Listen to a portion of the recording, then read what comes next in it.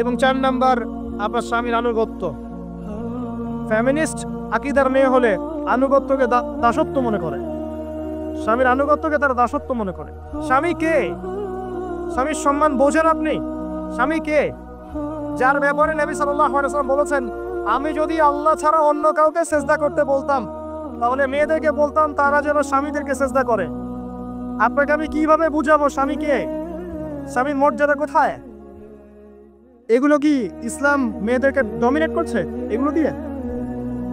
কেন? এই স্বামী আপনার জন্য সারাটা জীবন ক্ষয় করে ফেলে।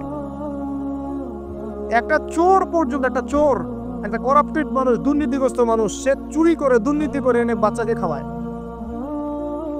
একটা ধর্ষক পর্যন্ত ওর মেয়েকে আদর করে। পুরুষ মানুষ কি জিনিস কেমন করে বুঝবেন? সারাটা জীবন ক্ষয় করে ফেলায়। যদি আপনি তার আনুগত্য করেন, তার সামনে সুন্দর মতো থাকে, তার কথার সাথে তর্ক না করেন, ভালোবাসা দিয়ে থাকেন, আপনার জন্য সে জীবন দিতে প্রস্তুত থাকবে। এরকম পুরুষ মানুষ। আপনাদেরকে কেউ চোখ তুলে তাকে চোখ তুলে ফেলাবে, এরকম পুরুষ মানুষ। আর এখন তো পরিস্থিতি ডিফারেন্ট।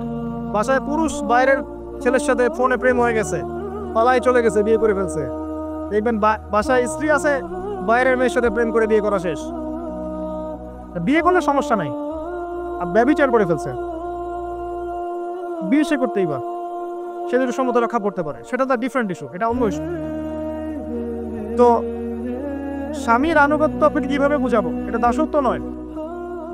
নবী সাল্লাল্লাহু আলাইহি ওয়াসাল্লাম বলেছেন, কোনো স্বামী যদি কোনো স্ত্রীকে চায়, তার প্রয়োজনের জন্য চায়, মহব্বতের জন্য, স্ত্রী যদি চুলায় রান্না করতে থাকে, ওই রান্না ফেলে দিয়ে তাকে আসতে হবে।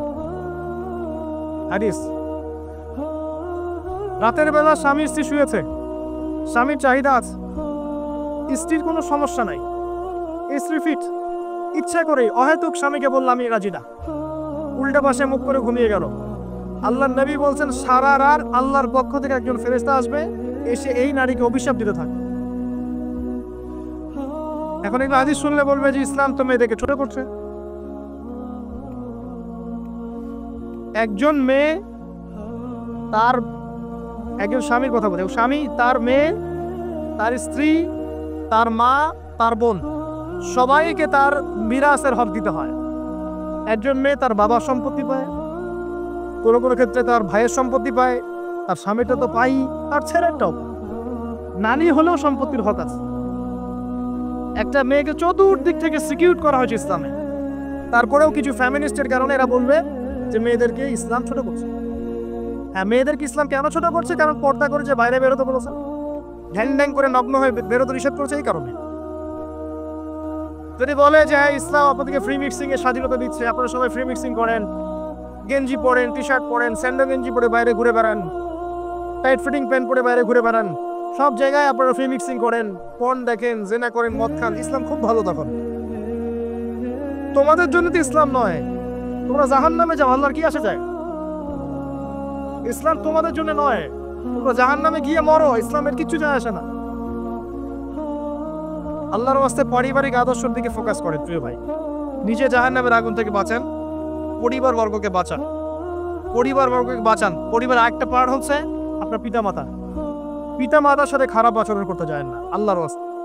সেই ব্যক্তির জন্য ধ্বংস যার পিতামাতা বেঁচে আছে, তাদের হক আদায় করে সে জান্নাতে যেতে পারল, তার জন্য ধ্বংস। আরেকটা অংশ আছে আপনার সন্তান সন্ততি, বাচ্চা কাচ্চার প্যারেন্টিংটা খুব সুন্দর করে করেন।